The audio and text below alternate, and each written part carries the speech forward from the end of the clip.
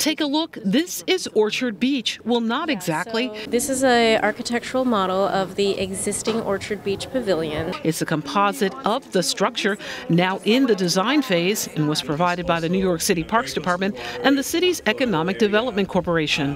What we're doing today, this evening, is being able to do what we call a visioning session, is to be able to get some comments from the public as to what they would like to see at Orchard Beach. I would love to see a bike shop or some sort of bike support, because many times I've repaired a lot of people's flats along the trails. We got dance, we got beer gardens, recreation. Here at St. Mary's Park on St. Anne's Avenue, the public was invited to talk about what will be a massive makeover to refurbish the Beaux-Arts facility built in the 1930s by then Parks Commissioner Robert Moses. I want to see it restored to what it used to be, its grandeur, as much as possible. This is the only man-made beach in the city of New York, because all the other beaches like Coney Island or the Rockaways, they're just regular beaches. Once referred to as the Bronx Riviera, today it's in desperate need of repairs. When you go there today, you will notice that many parts of this building are closed off to the public. So that's the very reason why we're here today. Despite this, the location has hosted major events, including a live concert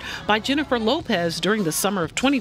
Their hope is that this and other yearly programs help to inspire those gathered. One thing that we will be adding is accessible ramps to this building, because this was built before the accessible codes were in place. The evening was about getting involved in a park that belongs to everyone. For more information on Orchard Beach, you can go to nycgovparks.org. For BronxNet, this is Arlene Makoko.